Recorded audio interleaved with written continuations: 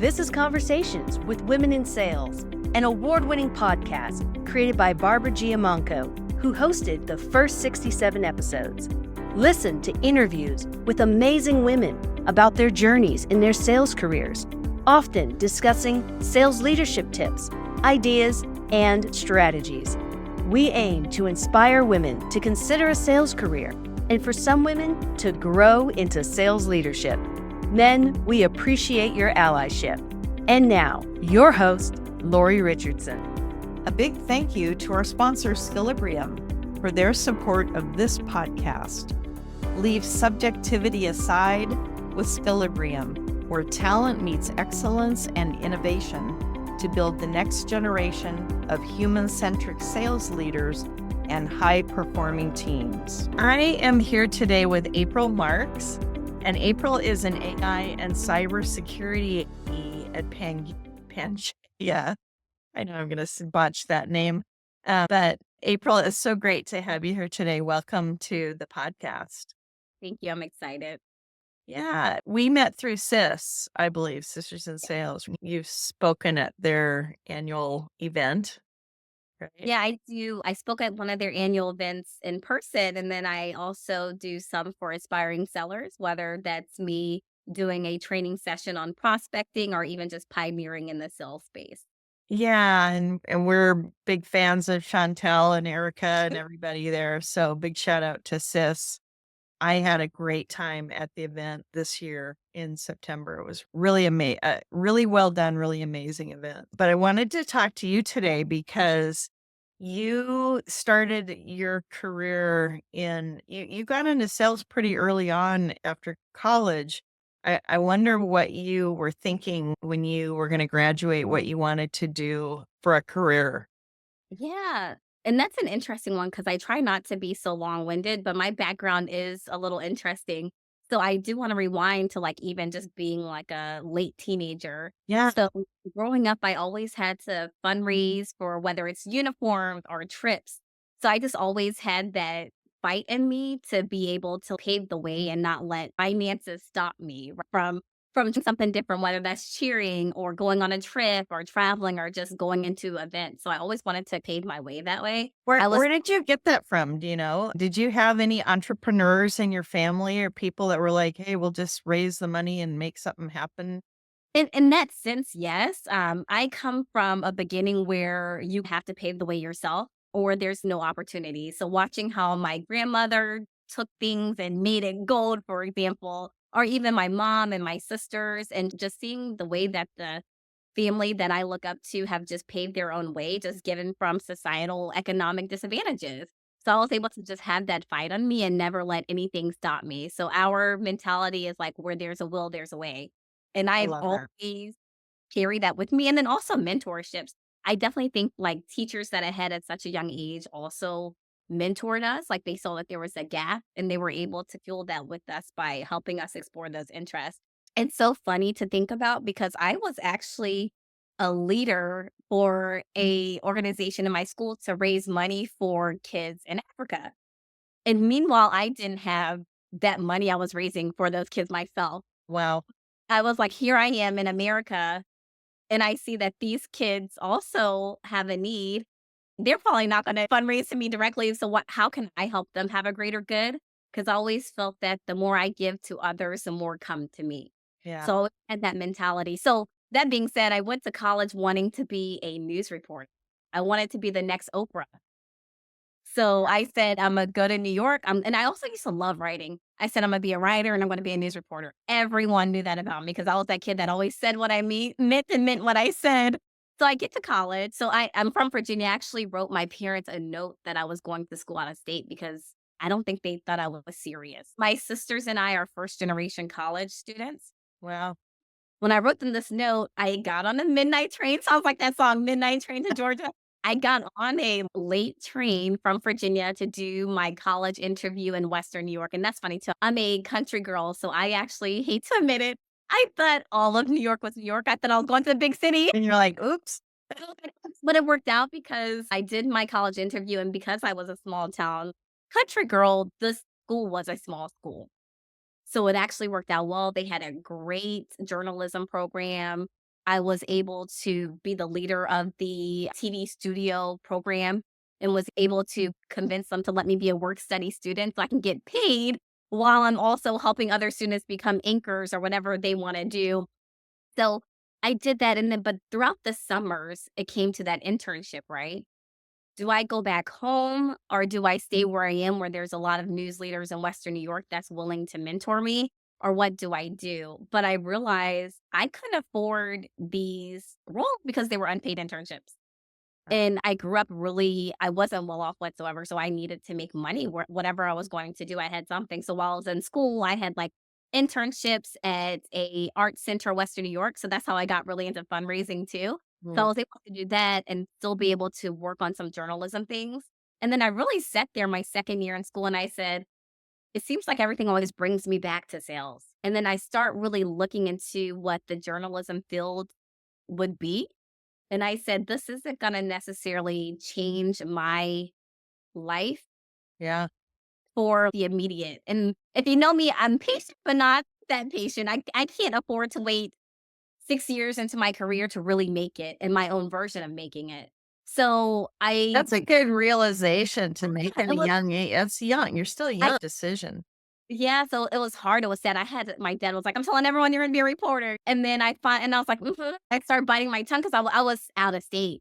So it was just one of those things where you can tell them you can actually get away with like things. Yeah. So, and I finally said, once I started getting close to graduating college, and I should rewind, I changed my degree to interpersonal and organizational communication. Right. Which colleges to hone in on that. And I'm thankful for that degree because that showed me how to navigate in the corporate world. Yeah. I was able to communicate in a strategic way to corporations. And I never knew something like that existed. So I started using that skill in other internships. So I was doing like a social statistic internship one time and I was getting paid for it for like Harris Poll. And it works for me because I got to think more about how corporations are running their business and what they're asking of others. And then I also used to do business to business sales during the summer just to get in there. Sales was just something that always did well. And I was probably 20 doing far exceeding goals compared to other folks in my roles. Not that age matters, but Yeah. being a female in a lot of these sales roles, and then you add being young on top of that, it was all those stigmas. So what I'm a doer and I like to show. So being able to show by my numbers and my effort, that paved the way. So fast forward to graduating college, I came back to Virginia and I worked for a information and technology company as a marketing and business development employee. And it was so they already had an established security company. It's funny because full circle now that I'm at Pangea. They had a cybersecurity company, but they wanted a startup for healthcare automation. So they were taking the Xbox Connect, if you remember that. It's almost like Yeah. the we if you remember the Xbox Connect Oh, code. yeah. Yeah, so they took that coding to embed to healthcare dummies to train for like intubation, CPR. So it was up to my team and I to market the software and these healthcare technology systems to different companies and schools like Centera, Bon Secures. So that was just something that I was part of because I have a marketing background as part of my degree too. So that's why I got in as marketing and business development. Mm. I ended up moving for family and my husband and I for career, which that was a great job. So leaving that is when I looked at the reviews and recommendations that the CEO wrote for me. And it was just one of those things you leave on good terms, but it's so what would have happened? But I went to Oregon and this is so funny. So that's where I landed. I kept a portfolio, the journalism in me. I kept a portfolio of all of my activities. And I'm hoping whoever's listening, I hope I'm giving you tips to set yourself apart. It Yeah. sounds too, but I had a book, an actual physical book of printed news articles I was in for fundraising for different charities Right. or the journalistic things that I did in college or the internships that I did. So I kept all of this stuff as well as numbers and I presented it to one of the software companies. I ended up at Serena, which is now Micro Focus company. So I ended up at Serena Software. And that's what they said that stuck out. They were like, you know what? You came into the boardroom. There was 4 people against me, not Yeah. against me in a way, but like actually interviewing me. So there was 4 interviewers, and Yeah. there was And one of you. yeah, just one of me, and I just had this book that they could flip through. And I'm talking to them down there like that's what stuck out. And that's how I started as a business development rep. And it was a legit software company. I was doing on-premise SaaS. And I had moments where I'm like, this is my life, right? So before I go into further, I don't know if you want me to keep chatting, but I can tell you like that journey from a BDR to being an enterprise seller. Yeah, and what I'm wondering is there weren't a lot of women, correct? Nor There were probably two women. oh, there were. Yeah, Okay. there were more women on the renewal side. Yeah. Anybody that looked like you? There was a person who identified as AIPI, and she was actually, and for those who may not know, Asian Pacific Islander, and she was actually one of my main advocates. Oh, that's great. Yeah, so she was my main advocate too. But I will say that I believe that I got amazingly, how can I say this? I was able to really cultivate the sense of mentorship that I wanted, Right. probably because of my communication skills. So even the men that were there, they would call me, like the field men, they were working in the field. They would call me and say, you should be an enterprise sales rep.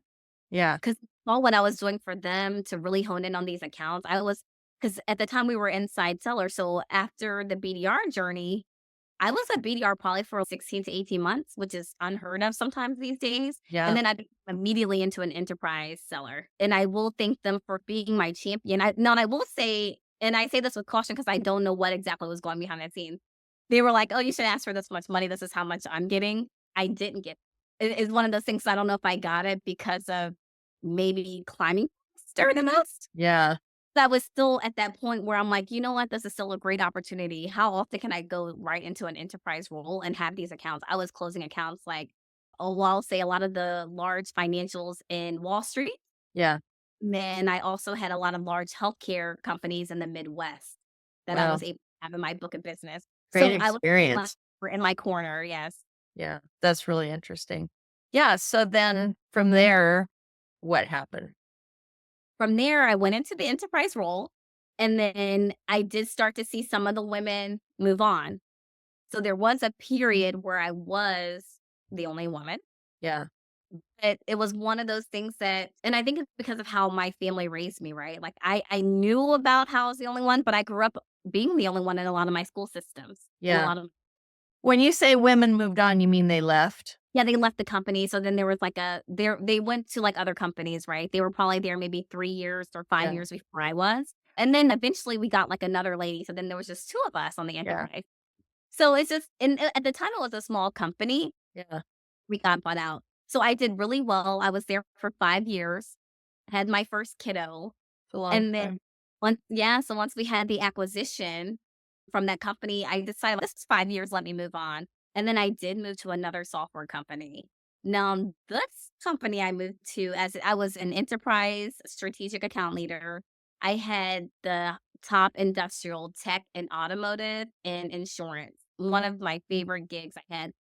Now, that is a company. I was downtown Portland, where I would be like, one of these things are not like the other. And that was me. Yeah. I And grew up in those- Seattle. So Yeah. how about the Northwest? Yeah. So for those, if you're not seeing my face, I am African American. And I'm 5'2" with a lot of sales bark. And I came from a background where I was considered poor, right? So being in this tech office, it's like my first tech office didn't have the glam and the all of that. So this was my first experience to what folks said tech was like. You had those cool swivel chairs. Yeah. You had like great coffee machines. Like it was, so I would really walk around sometimes like you get like happy tears. And sometimes people call it survivor's remorse, where this, at least for me, it felt phenomenal to have a job like this. Yeah. But also, how can I get other people like me to have these jobs? It's just amazing. But then you just hear office chatter. And these are conversations I never knew about, right? These folks are talking about like stocks, they're talking about going to do all this stuff. And I'm taking notes like, oh, maybe this is like what people do. Yeah. And then I'm also thinking of like, okay, how do they do this? And I'm talking to other folks in the field. And that's how I get ideas of what accounts to open up for my kids. Like I never had that. One man was talking about they do 529s. And so I will say, although you're there for sales and work, those coffee conversations Yeah. are also powerful to understand, like, how far can you go in sales? Because if you didn't have this, like, in your background or one close to you, you really don't know. You wouldn't So have. however, I didn't let my background define me, and I was still in those spaces just like they were. Yeah. So if they're sitting at the table talking about their weekend, I am too, in my version, right? So we can That's always great. foster perspective. So then fast forward GitLab and Pangea I am now, and things have been going really well. I've been able to have a lot of executive presence by being true to myself and who I am.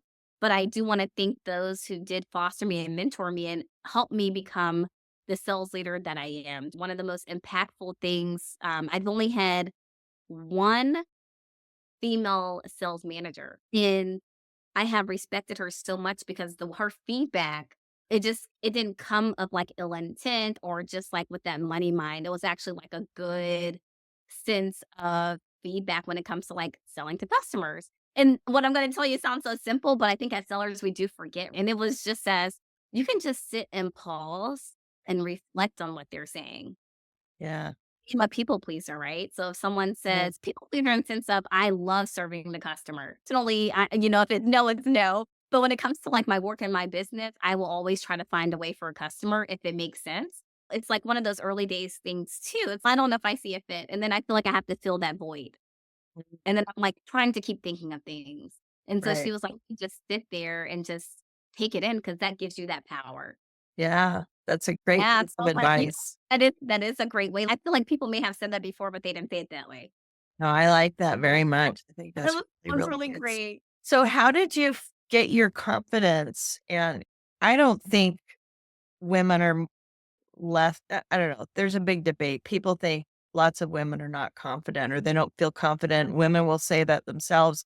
I feel sometimes it's just the lack of competence, maybe. And just, it seems sometimes it might take women a little longer to feel more comfortable. But to me, that's not a lack of confidence. And also the imposter syndrome, like men have that as much as women. Whenever you do something new, it means you're growing and you're stretching and you're in this place and you're like, what am I doing here? What if they find out about me? How did you handle that? Yeah, and I wanna say it took me a while to see and understand that men had imposter syndrome too, so I started doing some research, and I'm like, I'm glad I got schooled on this because it took me a while. Because like, environment that I was with men, it seemed like they had no concern, no fear. So again, I had to do some education myself to understand that men also have imposter syndrome, and it took me to showing them that they can get vulnerable as well, like, you don't like, I see that you're fighting just as much as I'm fighting into, like, trying to overcome things. So I will say, and I'm getting imposter syndrome just even talking to you right now. Like, should I rewind some of the things I said? It's But it's great. one of those things I think I always went in, and what can be worse, right? Do I have anything to lose? Yeah. So I put myself out there as much as I can. And sure, at the end of the day, I may think, oh, should I have said that? But when I'm in person, I'm going to give my 100%. And then I'm also getting better with knowing that thoughts are just thoughts, and until it's, like, directly mentioned, then mentally you're putting power to that. Yeah, and you So, have the control, right? You have the control I have that that control, and that's why I keep telling myself I have that control, right? And then, again, the more I sit at the same tables, yeah. the more I realize that we're probably the same, equal to, if not greater or better. Yeah. And that's me actually first seeing, right? First taking it in and observing if that's true. Yeah. And then if I have something to say after I know that then I'm going to say it. And because I do struggle sometimes with imposter syndrome and also having stigmas of being the only in this field, I try to come correct all the time. So I Mhm. do take more time to research, whether that's the organization, my team members, or a Yeah. customer, or even the organization. I try to make sure I can consume as much as I want to, but also giving room for the small talk, right? I don't wanna I wanna know so much, but also wanna give an individual room to open up more to me as well, to Yeah. give opportunity to overcome their fears and their stigmas.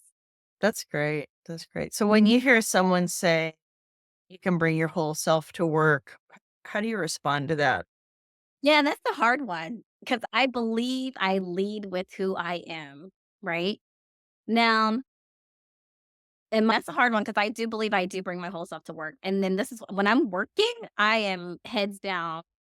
But after hours, I feel like I'm still the same way. I can do karaoke with you, whether or not we just met. I've known you for a long time. I just don't have that fear in getting on stage and sounding. For me, it's did I have fun? But also personally, I try to be as respectful as I can. So when someone says bring your whole self, my whole self is showing up. The only time I think I bite my tongue is when it comes to sensitive topics like Yeah. politics or religion. Right. With my background, to be honest, it took me a while to share how I grew up Yeah. because I didn't want people who actually came from wealth to think I didn't belong there because some people do Yeah. have that. But for me and my healing, it helps me understand because then I can look back at my success and be like, you know what? I am doing okay. I don't need to feel like I have to keep rolling and rolling. Like I can sit back and actually appreciate how far I've come. So Yeah. that's what helped me overcome and become and show my authentic self because I also see it as a way for other people to be around people in my background that That's they might great. not. And you're a mom now, and I think about you're in cybersecurity and AI, which are still pretty male dominated fields. Software is male dominated. I don't know. I applaud you for you're comfortable where you are, you're having a great time, and you're a mom, and you're able. We were talking before we started recording just about being in sales. You get some flexibility. If you're doing your numbers, people tend to leave you alone. At least that's the way it always was for me. And I was always able to show up for what my son needed in terms of school or after school. And that's one of the great things about sales. Don't you think, as a mom, that sales is a great career? I agree. It changed my life personally. And then I'm able to also pave that way for my kids, whether the work ethic that they see or seeing how I show up as a mom. I want them to value family and whatever is an interest to them before they feel like their work is the only thing that defines them. But I don't mind if I am seen as a person who does sales as a definition because that definition has also become who I am in terms of how I changed around my life. So I do that whether it's fundraising for the community and giving back or in the software space. So it's definitely a great field to be in if you're looking for that flexibility. Yeah, fundraising is an amazing aspect of stronger sales skills you have, the better you can support community and the better you can support nonprofits and things like that. So depending on, there's so many different ways you can go if you have some sales skills under your belt, I think. So, I think uh, another hit in there, sorry to cut you off, but I think this okay. is a good point, is that emotional intelligence and empathy layer, right? Whether you are coming from a fundraising background to go into something like as heavy as software sales or vice versa, the people we talk to at the end of the day, they also have things that they deal with, right? So if you can meet them at that empathetic layer and understand that they have lives too, I think it sets you up for a way better conversation and a seller too. Yeah, that's fantastic. So, do you have any recommendations for a book or a podcast or videos or anything you recommend for people working to learn more about sales? Yeah, there's one book, and I'll link them to you after them. One of them is The Dark Side of Relationships. Now, and I think this is what really clicked for me of how to navigate communication and big org structures. This book will also talk about how to communicate and blend in families if you have one, or how to say no and how to maneuver in a respectful way. So this is called Dark Side of Relationships, and I think there's 1 or 2 copies. And then I do, positive communication books from this guy named Alexandra Lyon. So it's positive communication for organizations. And the reason why I like those because it gives you different exercises. So I like these for leaders especially because, as sellers, we're very much driven. Sometimes we can take things personally. So it's a Yeah. way of like navigating the conversations, but actually go deeper. And I use this if I'm talking to a CISO, how do they like to communicate? Or if I'm talking to other folks in other countries where respect, and you would think respect is top, but other countries for sure that where you need to address them as sir or madam, there's different communication structures. And I think having that first conversation actually unlocks the door for your sales opportunities. And if you know how to present yourself, when people say, or if your family have ever said, your first impression is the biggest one, right? So Yeah. people how you look is like what's golden. Now being in remote for sure, our phone call is definitely that first conversation. So I Yeah, think when you unlock how to have those conversations and to check for social cues, that unlocks a lot of different doors for you. that's great. That's great to hear. Good. Any other tips you have for women thinking about sales or maybe thinking of leaving sales? Because I know I've talked to a lot of people lately that are thinking Yeah. of getting out of tech. That's hard. I will say for women in sales, there is a lot of us. And what I've always done was find women that I want to aspire to take something from. And for example, if I see, let's say sis, right? Sister of Phil, there's Yeah. tons of phenomenal women in leadership. So after I leave those conferences or meet them in person, I check their background, see what they're doing, and I'm like, "I would love to learn how to do this." So Yeah. then I network with them. So don't be afraid to network with higher level women, right? Like, Yeah. we don't have anything to hide. If anything, we're looking for you too. And then since I am new to cybersecurity, I follow things like Women in Cybersecurity, WICYS. So Yeah. whatever field you're in, there is a bunch of us women in there. And I understand some people are introvert versus extrovert, but there are ways to foster those side of you, whether you're going to a conference or say that you like to just chat and text behind screen. There's Slack communities too. And I know I do hear a lot of people wanting to leave tech. And my advice there is that we need you to help change it. Not that it's a responsibility to change it, but if you have something to offer, don't hide it because we are changing. I do see more women in higher roles in each new career that I embark on, but it's still far few in between. Like you hardly still see women speaking on stages about these topics unless you're going to a women conference. But when it comes to cybersecurity That conference, drives me crazy. so it's one of those things where I'm like, where, I know I just spoke with you and I know you could do this. So I think it's all about us just getting together. Yeah, we need more women and on the main stage, not the breakout session. 'Cause Right. I would talk with people who put events together. They go, there are women in that session in the back room. It's no, we want you on the main stage. And in AI and cybersecurity, there are some really amazing women. And I know Wednesday Women did a list, I think, of AI, women in AI. And there are people out there. We just got to keep working at it and don't rule out AI or cybersecurity just because you're a woman, because you think you don't know. Because we were also talking about how we didn't know as much when we were getting into these niches I got into when I was covering Wall Street. I didn't know anything about the stock market. And I was so freaked out that someone would figure that out pretty soon.